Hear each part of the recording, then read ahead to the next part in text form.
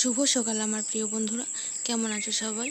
আশা করি সবাই খুব ভালো আছো আর আমরাও খুব ভালো আছি। অনেকদিন বাদে এই ভিডিওটা আপলোড করছি, কিছু মনে করো না, ক্ষমা করে দিও। আজকে হচ্ছে হোলির দিন, দোল পূর্ণিমা।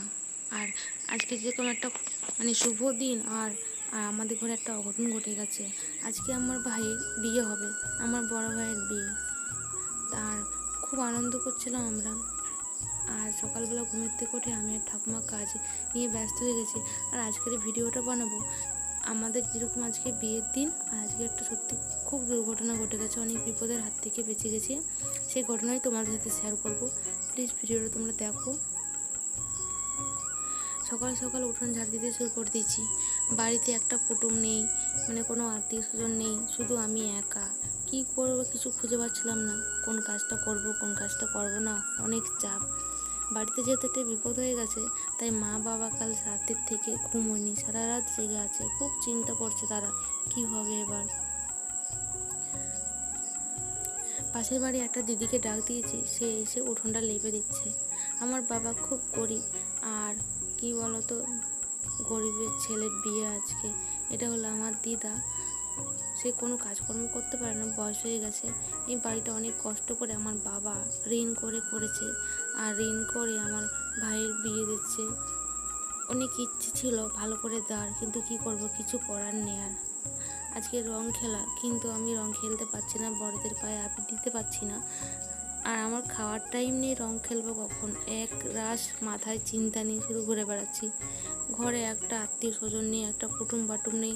পাড়ার কয়েকটা কাকিমাদি নিয়ে আমি কাজগুলো সারছি আস্তে আস্তে করে।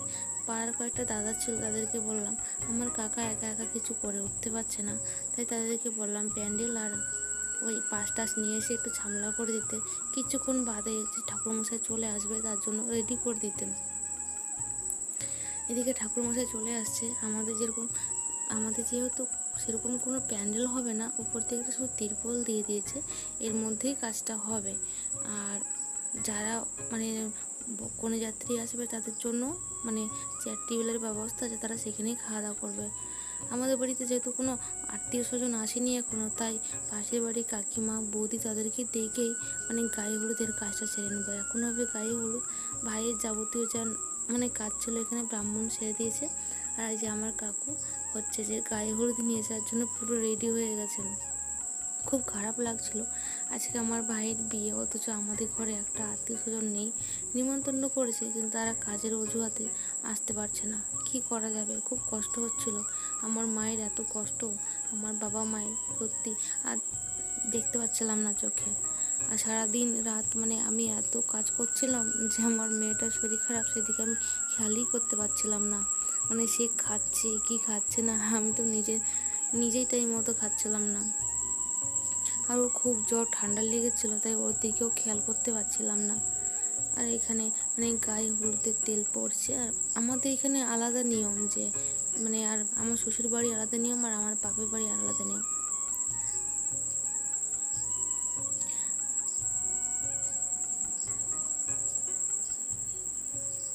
ঠাকুরমশাই আমার ভাইকে চাল আর পান পাতা দিয়ে দিয়েছে, ওই চাল আর পান পাতাগুলো একসাথে মাখানোর জন্য।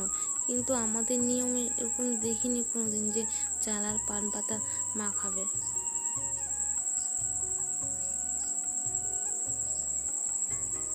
সবাই বলে চৈত্র মাসে নাকি বিয়ে করলে ভালো হয় না, আর আমাদের ভাইয়ের বিয়েটা চৈত্র মাসেই হচ্ছে।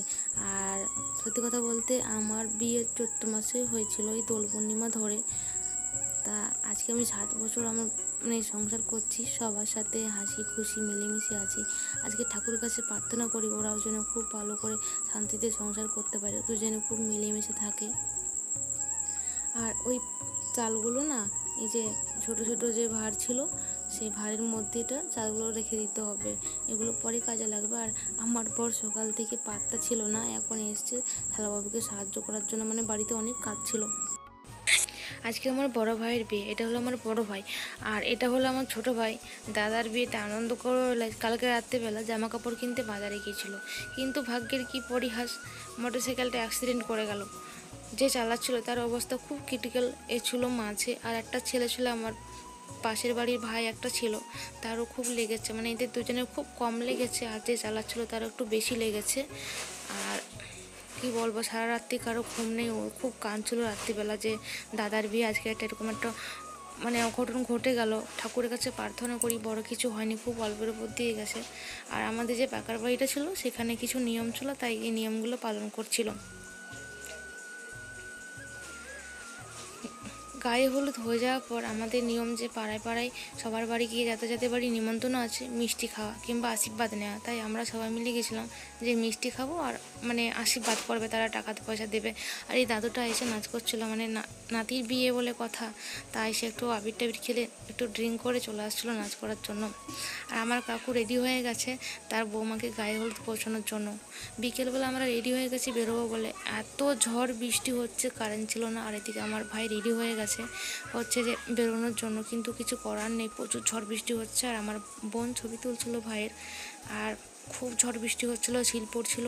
সেই সময় আমরা 9টার সময় যে মেয়ের বাড়ি পৌঁছালাম, সবাই মিলে পৌঁছেছি, খুব আনন্দ করে পৌঁছালাম। কিন্তু মেয়ের বাড়ি এত আয়োজন দেখে নিজেদেরই খুব খারাপ লাগছিলো, এরা এত আয়োজন করেছে। মেয়ের বাড়ি খুব এলাহি আয়োজন করেছিল, কিন্তু আমাদের বাড়ি যে অবস্থা ছিল আর এদের যে আয়োজন দেখে মানে নিজেদের খুব লজ্জা লাগছিল যে আমরা কীভাবে আপ্যায়ন করবো ওদেরকে। কিন্তু যাই হোক, বিয়েটা সুষ্ঠুভাবে হলো, ভালোভাবে হলো। ওরা সুখে থাক, ভালো থাকুক, এটাই আমাদের চাই। আমরা মনে প্রাণে চাই যেন তারা যেন সুখে থাক। চৈত্র মাসে বিয়ে বলে কারো ভালো হয় না, কিন্তু আমরা চাই মনের মিল থাকলে সবাই সুখে থাকে, যেরকম আমরা সুখে আছি ওরা যেন সুখে থাকে। আজকে ভিডিওটা এখানেই শেষ করলাম। যদি কোনো ভুল হয়ে থাকে প্লিজ তোমরা সবাই ক্ষমা করো। আর যে যেখান থেকে দেখছো প্লিজ কমেন্টে জানিও। আর ভিডিওটি ভালো লাগলে লাইক, কমেন্ট, শেয়ার, সাবস্ক্রাইব করে দিও। তোমরা উৎসাহ দিলে আরও নতুন নতুন ভিডিও বানাবো।